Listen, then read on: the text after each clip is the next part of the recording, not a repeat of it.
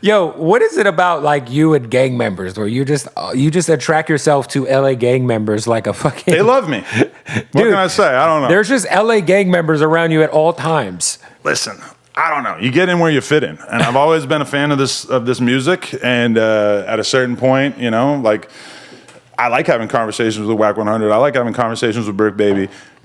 I do a podcast with Danny Mullen. He's a comedian. Sledge Lords. He doesn't even know who Blueface is. There's been multiple times that I've mentioned Blueface. He doesn't know who I'm talking about. I like doing that kind of content, but ultimately, like, the only people who are going to really know a lot about the music that I'm into are pretty much gang members or people who are equally as fascinated by that kind of stuff as me. So, yeah, I don't know. This is kind of where I've ended up. Yeah, because I'm thinking, let's see, your two main co-hosts now are Wack and Brick Baby, right? Enemies. Can't be around each other.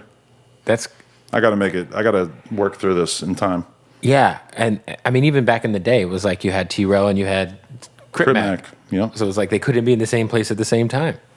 Is that a conversation you've tried to, mend a little, or is it even with Crip Mac and T-Rel? No, with Wack and Wack and Brick Baby. I think actually when I first started the Wack podcast, there was a chance that they were going to be able to be cool, and then it got way worse after that.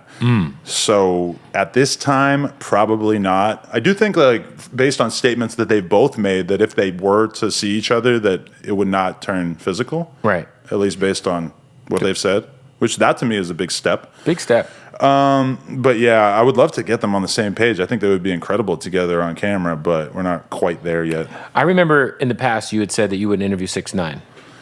I think I would now. I was going to say. Yeah.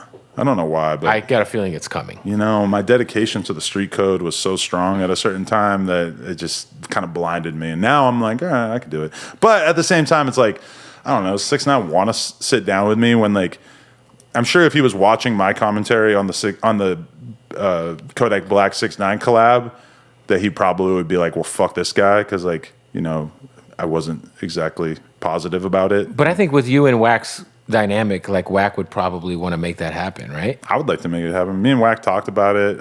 He FaceTimed me the other day with 6ix9ine, and 6ix9ine just started saying some random shit. And I don't know. I mean, I would be cool with it. It would be, like, interesting because of the fact that I was around 6ix9ine, like, in the very, very infancy of his career. Before he had 20,000 followers when I met him, and I've kind of seen him get to be the biggest rapper in the game, and now I guess he's the biggest Latin artist in the game or something. He's definitely not that. Well, he's up there. There's Bad Bunny. There's I don't know. Peso Pluma. He's out there, but I don't know. I mean, he's doing his thing. I don't think he's a bad guy. I just think he, ended up in a weird situation. Do you feel like more now than ever the selective outrage about snitching is like at an all-time high? I mean, yeah. Shout out Wack 100, but definitely Wack always says selective politicking, right? He's the most selective. He's the selective politicker for sure. He is the selective one. Yeah, I mean, definitely. I mean, because I think of like the shit with the QC guy, and it's like, I mean, a lot of guys are signed to him. A lot of people, yeah, and I thought when I saw that story come out, I'm like, God damn, like, are there certain people that aren't going to want to be around P anymore? Well, just went away, and nobody cared. Yeah, it just kept it moving. Yeah, and because he didn't tell on anybody famous. If you snitch on Young Thug, you're in trouble. If you snitch on if people already kind of hate you, like 6ix9ine. He told on all these real gang members, but people hated him. People were dying to find something to take him down. Everybody wanted to tear him down. It's almost like people wanted to tear you down, and they got that little slither. Bingo.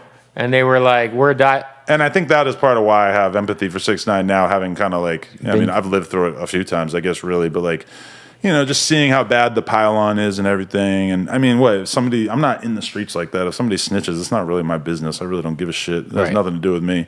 I see Vlad interview snitches all the time, doing all kinds of crazy legwork, trying to like explain why snitch is not a big deal or whatever in their interviews, and it is what it is.